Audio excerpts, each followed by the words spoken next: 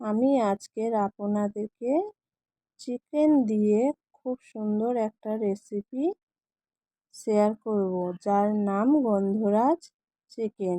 যেহেতু এই চিকেনে গন্ধরাজ লেবু ব্যবহার করব, তাই এর মধ্যে খুব সুন্দর একটা গন্ধ হবে। এর জন্য প্রথমে মাংসটাকে মাখানোর জন্যে পেঁয়াজ বাটা, আদা রসুন বাটা, টক দই, এরপরে গন্ধরাজ লেবু সবুজ অংশটা একটু গ্রেট করে দিলাম গোলমরিচের গুঁড়ো, সর্ষের তেল দিয়ে ভালো করে এটাকে মাখিয়ে রাখবো 1 ঘন্টা পর্যন্ত। এটা বেশিক্ষণ মাখিয়ে রাখার চেষ্টা করবে। একটি কড়াই শুকনো খোলায় ভেজে নেব গোটা ধনে, গোটা জিরে, গরম মশলা আর কয়েকটা গোলমরিচ। একটু ভেজে নিয়ে এটাকে আমি গুঁড়ো করে রেখে দেব।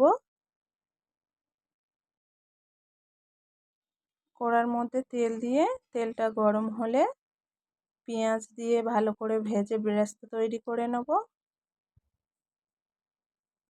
তোমরা বেরেস্তা চাইলে দিতেও পারো, নাও দিতে পারো। এটা দিলে এর স্বাদটা অন্যরকম হয়। আমার বেরেস্তা ভাজা হয়ে গেছে, তুলে নিলাম। ওই কড়াইতে তেল দিয়ে কিছুটা গরম মশলা দিলাম, তারপরে কয়েকটা গোলমরিচ দিলাম, দিয়ে পেঁয়াজ দিলাম। পেঁয়াজটা ভাজা ভাজা হলে একটু আদা রসুন কাঁচা লঙ্কা বাটা দিলাম, ভালো করে কষিয়ে নিলাম। কষিয়ে নিয়ে ম্যারিনেট করা মাংসগুলি দিয়ে দিলাম, দিয়ে ভালো করে নেড়ে নিলাম।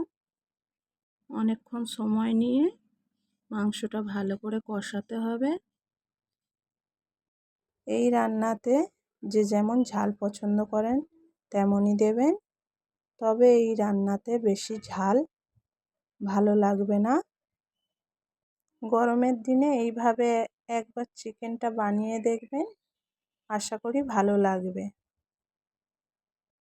এরপর কিছুটা আমি নুন দিয়ে দিলাম, দিয়ে ভালো করে নেড়ে নিলাম। এই সময় আঁচটা একদম আস্তে রাখতে হবে।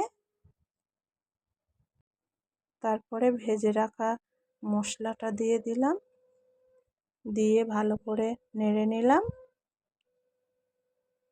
এই চিকেন থেকে তেল ছাড়া শুরু হয়ে গেছে। কয়েকটা কাঁচা লঙ্কা দিলাম, কিছুটা জল দিয়ে দিলাম। যেহেতু এই রান্নাতে গ্রেভিটা ঘন হবে, তাই আমি এখানে জলটা কম ব্যবহার করেছি। তৈরি হয়ে গেছে আমার চিকেন।